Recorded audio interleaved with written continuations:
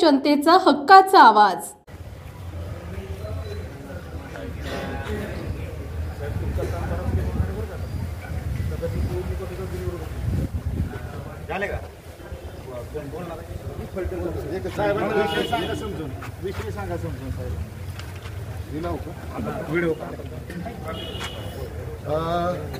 सर्वांना क्रांतिकारी जय भीम, जय शिवराय आणि जय संविधान।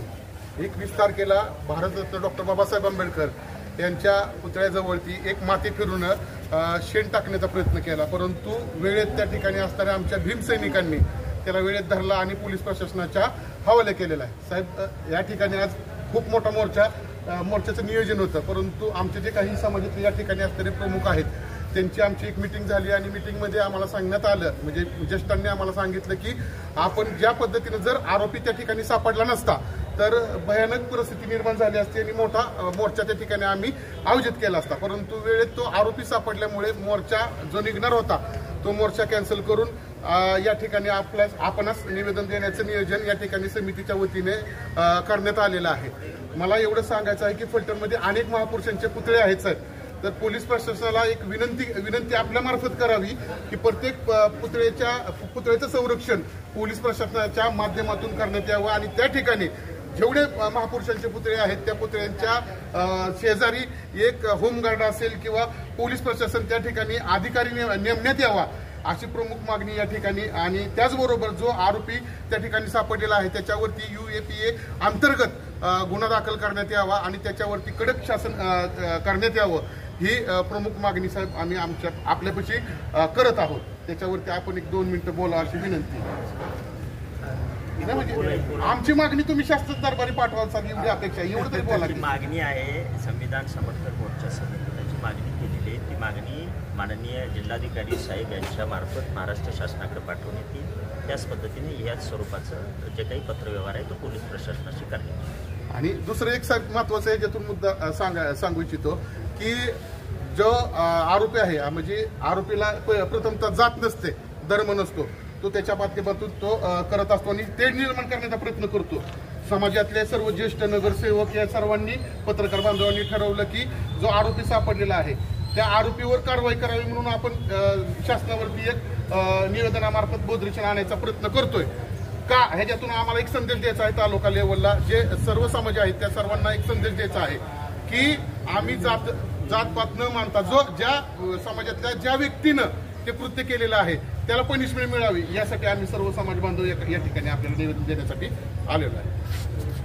धन्यवाद। 21 तारखेला डॉक्टर बाबासाहेब आंबेडकर यांचा पुतळा विठंबना करण्याचा जो प्रयत्न जी घटना घडली त्याचा मी संपूर्ण समाजाच्या वतीने याचा निषेध करतो, परंतु या घटनेकडे जर आपण बारकाईनं पाहिलं तर ही जी घटना आहे ही कदाचित पूर्वनियोजित होती का असा एक संशय होत आहे, कारण ज्या डोयफेट नामक व्यक्तीने हा घटना करण्याचा प्रयत्न केलेला आहे तो व्यक्ती त्याच्या 2 चाकी गाडीवरती एका पिशवीमधून स्वतः शेण घेऊन आला होता, म्हणजे त्यांनी ती पूर्व नियोजित हा प्रकार करण्याचा प्रयत्न केला होता। आणि गेल्या 8-10 दिवसापासून फलटणचे बौद्ध बांधव या फलटण तालुक्यामध्ये फलटण विधानसभा येणारी जी विधानसभेची निवडणूक आहे त्या अनुषंगाने एक दौरा करतायत की फलटण कोरेगाव विधानसभा मतदारसंघातून हा बौद्ध समाजाचा आमदार व्हावा आणि झालेली घटना याचा कुठं संदर्भ आहे का याचा पोलीस प्रशासनाने तपास करावा असं आम्ही या ठिकाणी आवाहन करतोय, कारण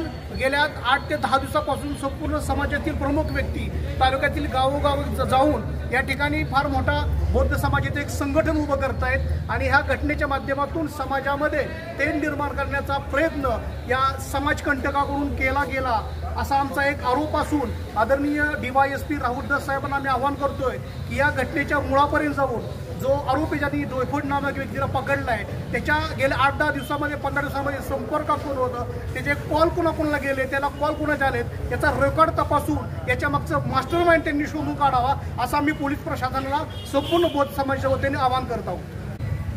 परंतु अशी काही एखादी घटना घडते ती पूर्ण सर्व जाती धर्माच्या माणसांना वेठी धरल्यासारखं होतं। माझी पोलीस प्रशासनाला विनंती आहे हे आता जे सचिन मोरे यांनी जे काही 2-3 मुद्दे सांगितलेले आहेत या गोष्टीची चौकशी वरिष्ठ पातळीवर होणं गरजेचं आहे। आणि सर्वसमावेशक सर्व बाजूनी सर्व अँगलने त्याची चौकशी होणं क्रमप्राप्त आहे.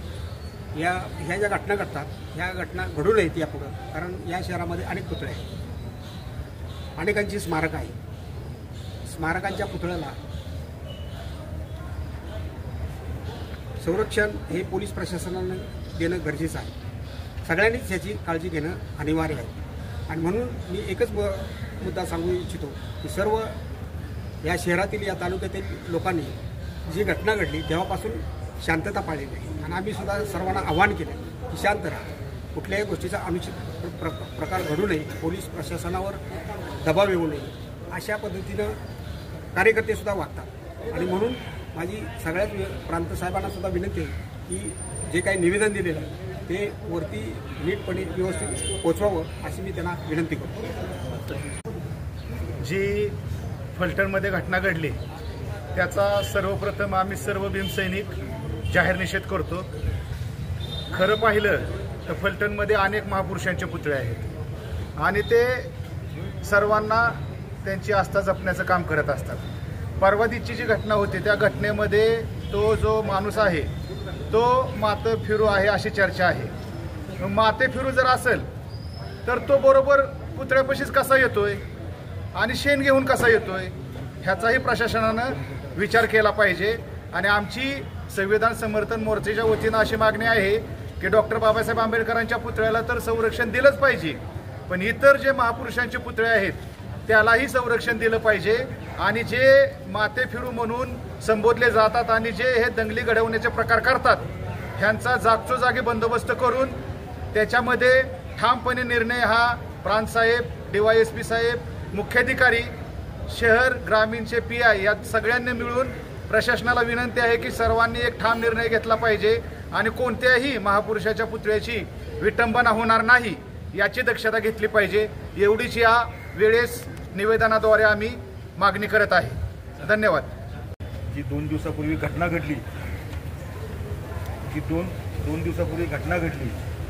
डॉक्टर बाबासाहेब आंबेडकरची पुतळ्याच्या विटंबना करण्याची, हे खरं तर शासनाला एक चपराक आहे, इथल्या प्रशासनाला आहे.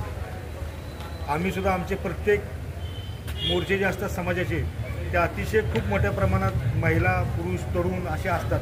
पण यावेळेस आम्ही समन्वय साधत की बाबा तालुक्यातील प्रशासनाला मदत करूयात आणि मोर्चा न काढता एक संबंधित कार्यालयात जाऊन तिथं निवेदन देण्याचा प्रयत्न करूयात की जेणेकरून प्रशासनावर ताण येणार नाही.